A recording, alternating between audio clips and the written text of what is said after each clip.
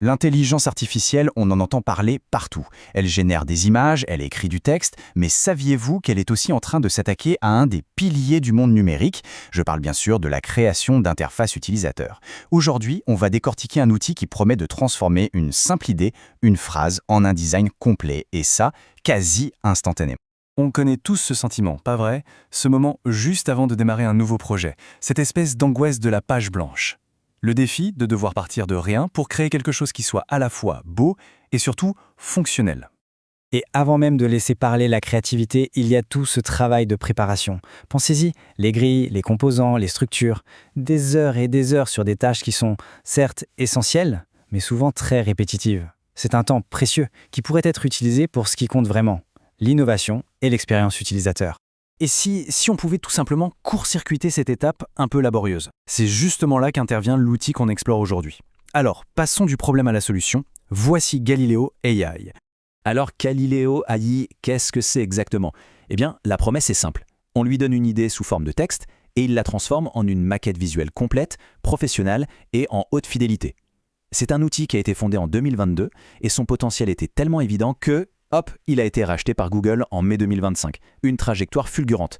Aujourd'hui, il est intégré chez eux sous le nom de Google Stitch. D'accord, ça a l'air un peu magique dit comme ça. Mais concrètement, comment est-ce qu'on passe d'une simple phrase à une interface qu'on peut utiliser?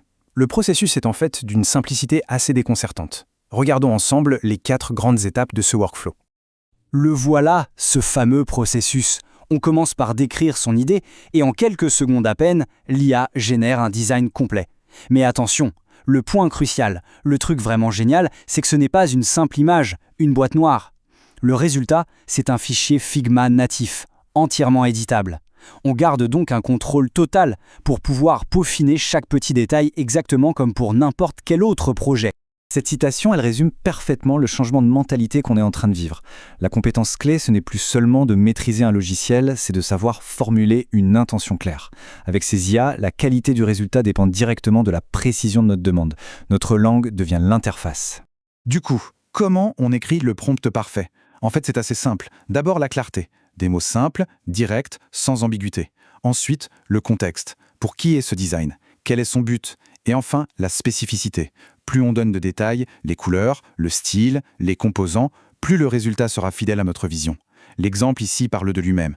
Tableau de bord financier en mode sombre est bien plus puissant qu'une demande vague.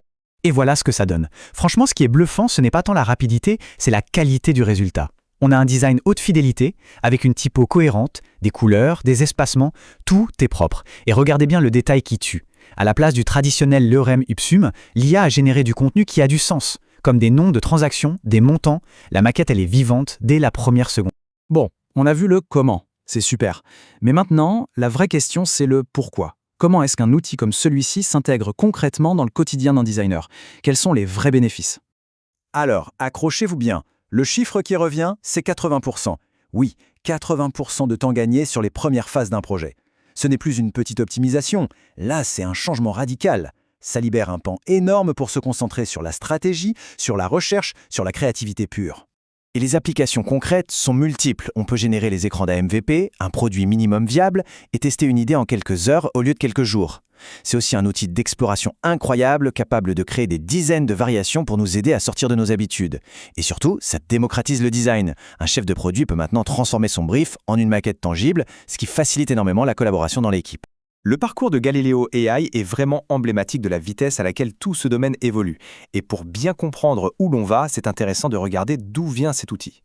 Pensez-y, en à peine 3 ans, l'entreprise est passée de sa création à une levée de fonds importante, puis à son rachat par un géant de la tech. Cette chronologie, elle est juste fulgurante. Ça montre bien l'immense valeur et le potentiel que le marché perçoit dans cette technologie. Aujourd'hui, on ne parle donc plus de Galileo AI, mais de Stitch. Et son intégration dans l'écosystème Google avec la puissance des modèles Gemini derrière, ça veut dire une chose. Ses capacités ne vont faire que s'améliorer. Il va devenir plus intelligent, plus rapide et encore mieux intégré aux outils qu'on utilise déjà tous les jours. Et là, bien sûr, on arrive à la question. La question inévitable, celle qui plane sur toutes les conversations autour de l'IA dans les métiers créatifs. Avec des outils aussi puissants, quel est l'avenir pour le métier de designer ? Eh bien, la réponse, ce n'est pas le remplacement, c'est la collaboration. L'IA n'est pas là pour prendre la place, mais pour devenir un partenaire créatif, une sorte de copilote qui se coupe des tâches répétitives pour nous libérer. Le métier de designer est en train d'évoluer. Il y aura moins d'exécution manuelle et plus de vision stratégique, de direction créative. La vraie question n'est donc pas de savoir si l'IA va nous remplacer, mais plutôt comment allons-nous l'utiliser pour repousser les limites de notre propre créativité.